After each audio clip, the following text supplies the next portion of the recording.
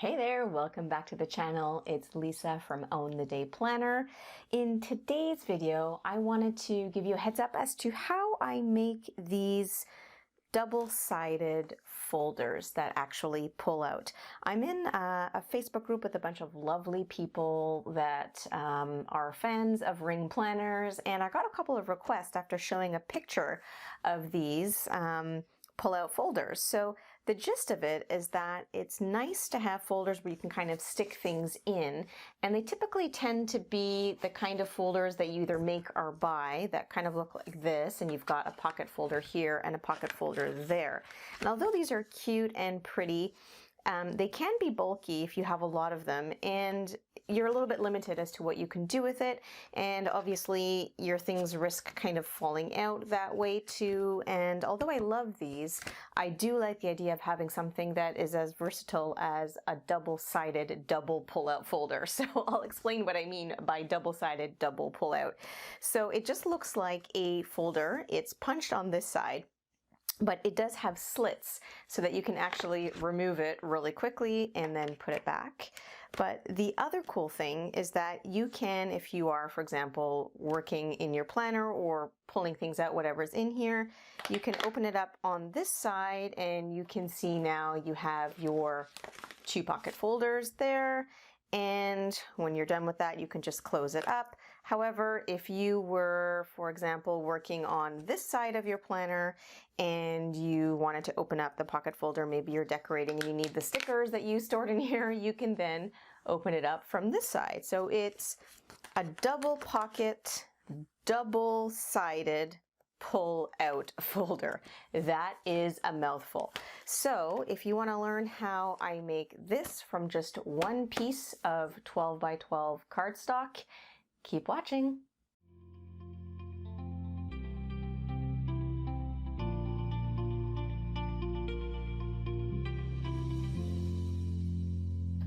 So what I have is just a simple piece of 12 by 12 scrapbooking paper. The only difference with this one is that it's fairly thick, so to be durable enough for a pocket folder. Certainly there are different thicknesses of scrapbooking paper, but try to choose something that would be thick enough that could last a while since it isn't laminated. Choose the thickest that you have, whether that's cardstock or scrapbooking paper. This one happens to be white on the other side, although it's really pretty when you have double-sided scrapbooking paper because then the inside of your folder also has a pattern. But for the sake of this one, I'm going to use just this piece of 12 by 12 scrapbooking paper. One of the first decisions you need to make, if it is patterned, of course, and if there is an actual directionality, is the orientation that you want your pocket. So you kind of have to make that decision before you start working with it. I think that with this one, it's pretty much the same thing regardless. They're kind of all upside down anyway. So I'm probably just going to go with this orientation. Now, what you want to do is work from the inside, and the first thing we're going to determine is how far down we've got to go to make the fold line so we can fold the pockets that will go up. So one of the easiest things to do is to just grab an A5 insert from your A5 planner. I'm assuming that you are watching this because you're in an A5 planner. So you can grab a template that you made or an insert or a folder that you already have, something like this, like we saw earlier, and you can use that as a template.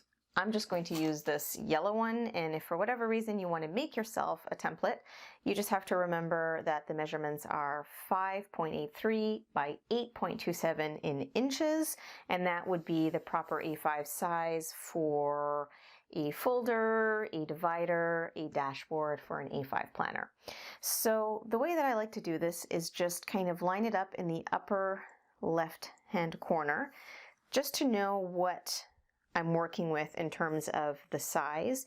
And then I know that I can fold my flaps as of the bottom of this. So to help me do that, I'm just going to turn this that way, and I'm going to grab my ruler and I'm going to place it just on the edge there of the yellow, and then just slide it over, since this is 12 by 12 and it happens to be a 12-inch ruler. Now there's two ways you can go about this to get a fold line. I don't own a scoreboard, so if you don't own a scoreboard either, then this is great. You can just use your ruler as a sharp edge and start pulling up the paper and pushing on it to make the fold. I've definitely done it that way before. Another way is just to grab a bone folder if you have one, and holding your ruler down tightly, just go over and press down a couple of times, just running it along the edge of that ruler. And this is going to be similar to what you would get if you're using a scoreboard to make a fold line. So although this is not showing up very well on camera, of course, and white on white can be really problematic, I do have a clear fold line there, so I can start folding it. Or again, if I want to use the use of my ruler to help me out even more, I'll just place that back on there and then just gently start pushing to get my fold line. And then I can move that out of the way, push it down. I can use my bone folder if you have the edge of your scissors or something else that you use. Maybe it's a credit card or something that helps you just push down and get a nice crease going. All right, so now if I flip it this way, you can kind of see the beginning of the pockets forming. So our next step trips me up a little bit sometimes, but we're simply going to fold this piece now in half. So it is kind of important that we match up the sides the best we can. If you do mess up, like I sometimes do, I can trim it a little bit, but I'd like to avoid that since these are nice straight edges already, because we're using the entire 12 by 12 piece of scrapbook paper to make this folder. So I've just matched that up, and then I'm going to press down, making sure that it doesn't move on me, because then your sides may be off. And I'll use my bone folder again to help me get a nice crease and flatten it down. All right, when you open it up, now you can start to see the formation of the folder there. But there is a step that I like to do before I glue down the sides, and that is to get rid of a bit of the bulk in the middle. It's not a huge deal, but I do feel like you can get a slightly slimmer folder with less bulk by removing a bit in the middle, which is like that V that you saw earlier. So in order to do that, we can grab our ruler, and maybe I'll grab a pen so that you can see it. Okay, so you're just going to unfold the flap, and where the flap meets the center fold here, you can just place your ruler or whatever straight edge you're using, and I'm not really doing this in any particular measurement, I'm just kind of eyeballing it. We're going to start creating one side of the slit, or the V that you saw earlier. So I've just drawn my line like that, and I'm going to go in with a pair of scissors and just cut right up to that center point.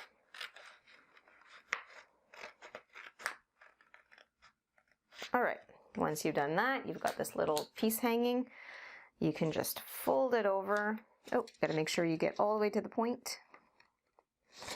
And then you can fold it over so that you can just match it up on the other side. You can trace if that makes you feel more confident, or you can just go ahead and cut it by holding this down and using that as your guide. So you can just use this other piece as your guide and go ahead and cut that.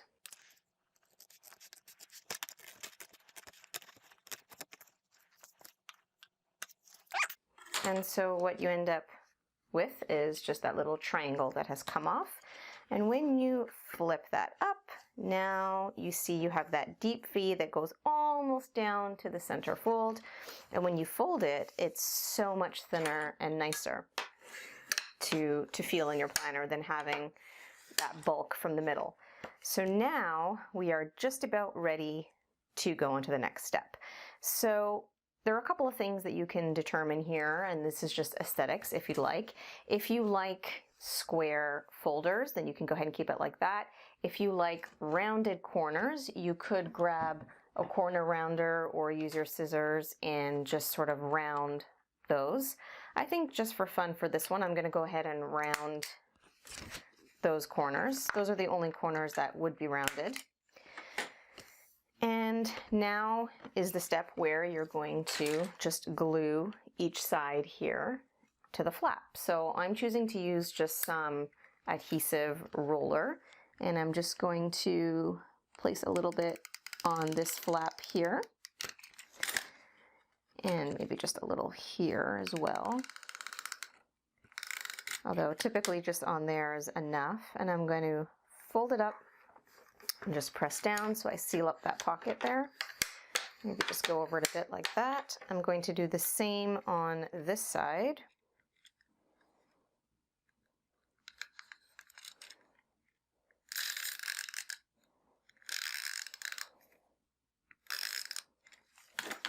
Okay, I'm just going to press up, press it down really good. A few passes with the bone folder, then maybe just a little bit on that side to really set that glue. And you have a pocket folder. Now the key to making this pocket folder like the one I showed you, that is not only double pocket, double side pull out, is to preserve the fold that you made here. So you're going to preserve the folded edge. This is not where you're going to punch. You'd have a tendency to want to punch there because normally when we're punching A5 inserts, we're always punching on this left side. In this case, you're going to do the opposite and you're going to punch on the open side, and you'll see why once we get inside the planner. So I'm going to use my Carpe Diem A5 hole puncher. I absolutely love this punch. I actually did a review on it recently, so if you want to check out that video and see how it works in a little more detail, there'll be a card up above for you to watch that. But if you don't have one of these, it's no big deal. You can just take an A5 insert. This one happens to have holes on both sides for that very purpose, so I can go in and trace them. But if you didn't, obviously you could just flip your A5 insert to make sure that the holes were on the open side, trace your holes, and then go in and punch them. So it's too thick, I will just use one side at a time and line it up. So I'm just going to punch. Then I will go to the other side and just punch, since the card, or rather the scrapbooking paper, is just too thick to put it in folded. And there you can see the holes match up perfectly. And now to show you what this would look like in the planner, we can go to an earlier one that I showed you. This one here. Okay, and so this will now fit perfectly in your A5 planner. So the goal is that the folded edge keeps everything secure inside, and because the open edge is ringed, nothing can fall out. But to make this even cooler so that it's a double fold out, you're going to remove this and simply take your scissors and cut some slits. I'll just go straight across for the sake of this, but you can do the keyhole style if you prefer that. I just use both, whatever my mood is that day. And now you can just clip this in. You don't even have to open the rings. Just clip it in there. And now you have a brand new folder that you can open to the right, or you can close it, flip it over, and open it to the left. And you can access everything that you have put in that folder. All right, so essentially you'd be done. But, I mean, if you want to get fancy, nothing stops you from decorating this a little bit. You might use planner stickers, you might put sticky notes on here. Maybe you want to decorate with a journaling card of some sort. That could be cute. Today will be the day. And then maybe for the other side, this one says stop and smell the roses. I think that's cute. So I think I'll actually go ahead and put those on there. Again, I'll just use a little bit of adhesive and stick those on just to give it a little snazzier look.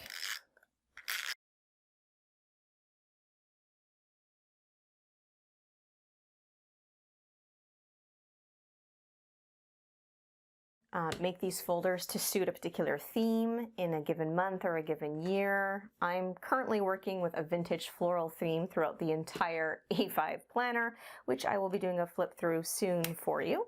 So you want to look out for that. So I'll just pop that back in there, and there you go. So I hope you found this video helpful and it's given you some ideas and inspiration for your own double pocket, double-sided, double pull-out folder. Wow, I almost messed that one up again. All right, so that's it for this video. I'd love for you to join me in future videos, so consider subscribing, hitting that subscribe button and the notification bell, turning it from red to gray so that you can be notified anytime I upload a new video. I typically upload at least 2 videos a week, planner-related DIY crafts and planner product reviews or craft product reviews. So if you like those kind of videos, I hope to see you in the next video. Bye for now.